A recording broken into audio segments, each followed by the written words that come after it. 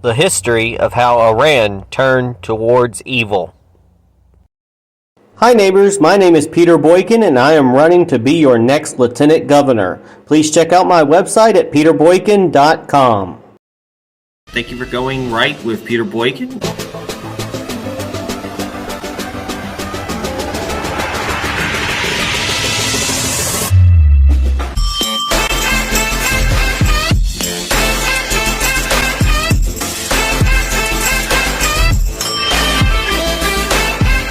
Hi folks, my name is Peter Boykin and I'm running to be your Lieutenant Governor of North Carolina. You can check out my website at peterboykin.com. Today, let's delve into the background of Iran, exploring its narrative and the historical journey throughout the 20th century. The tapestry of Iran's history in the 20th century weaves a complex narrative marked by seismic shifts and geopolitical intricacies.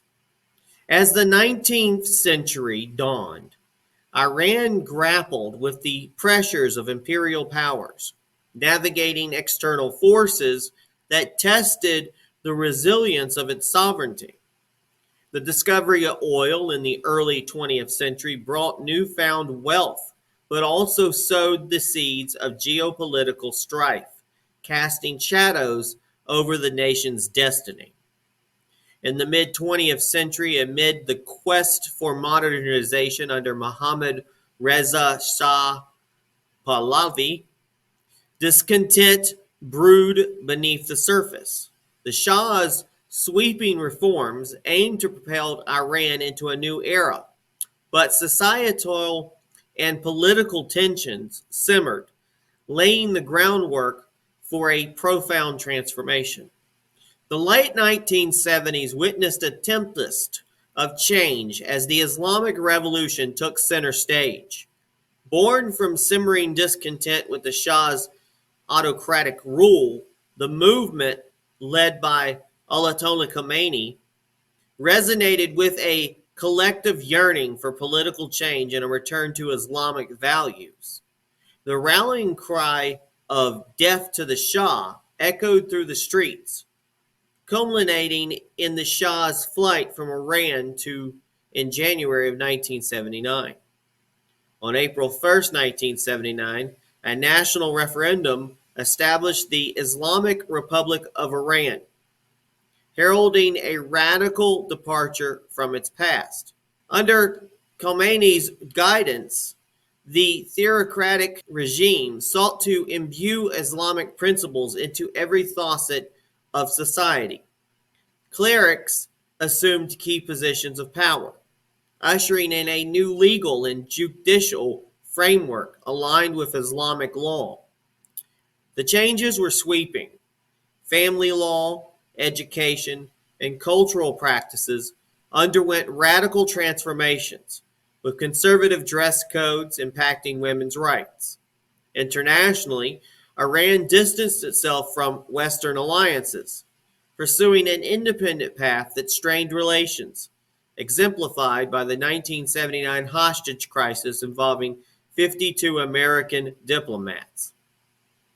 Iran's involvement with Hamas, the Palestinian militant group, traces back to the aftermath of the Islamic Revolution and has evolved into a complex relationship shaped by shared ideological, geopolitical, and strategic interests. As Iran underwent this transformative journey, it also extended its influence beyond its borders. The alliance with Hamas, a Palestinian militant group, traced back to the aftermath of the Islamic Revolution. Despite sectarian differences, Iran's support for Hamas became a cornerstone of its foreign policy.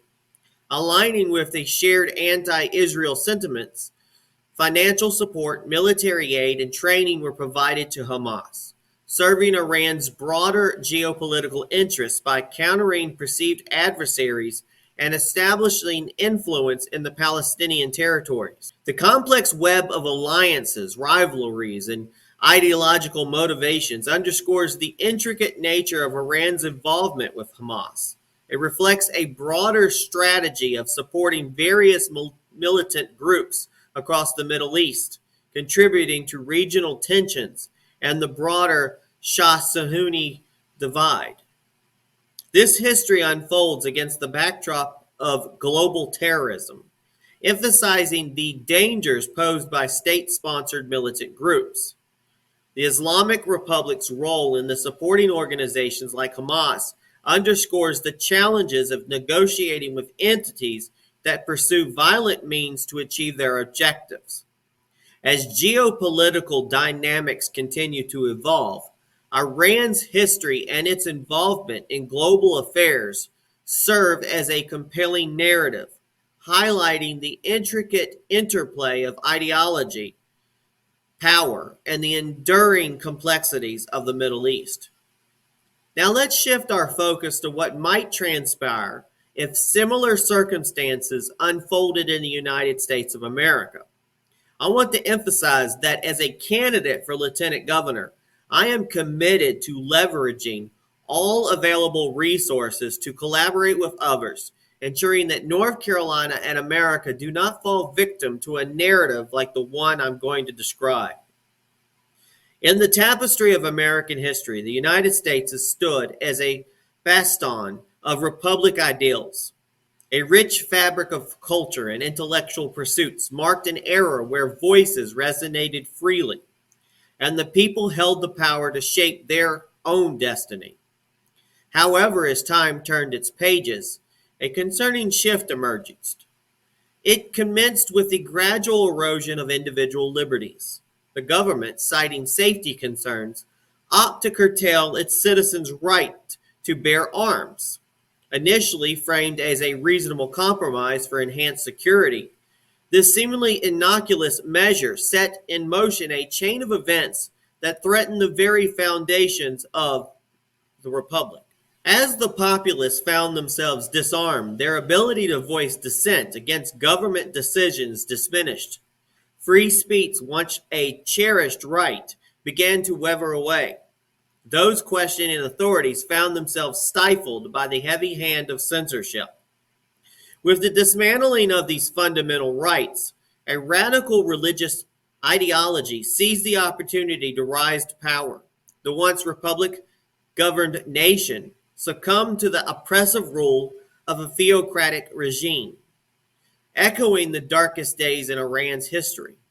Theocracy, as a vessel of power, ushered in a chilling wave of authoritarianism. Under this new regime, state support for extremist groups became policy.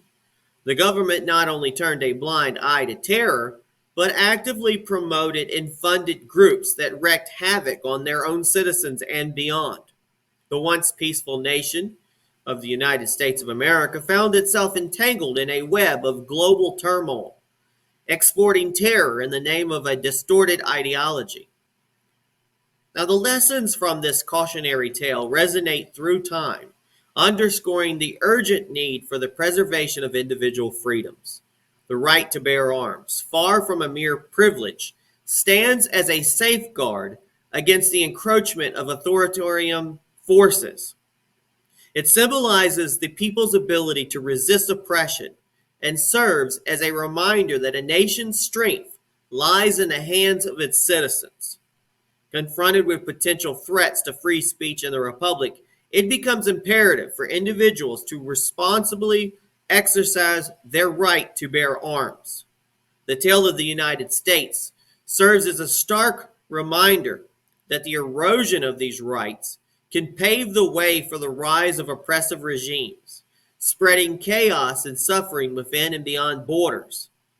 As guardians of liberty, it is our duty to protect the pillars of the Republic and ensure that the echoes of freedom resonate for generations to come. All votes matter. More than ever before in the election of 2024, all votes do matter. Please check out peterboykin.com for more information.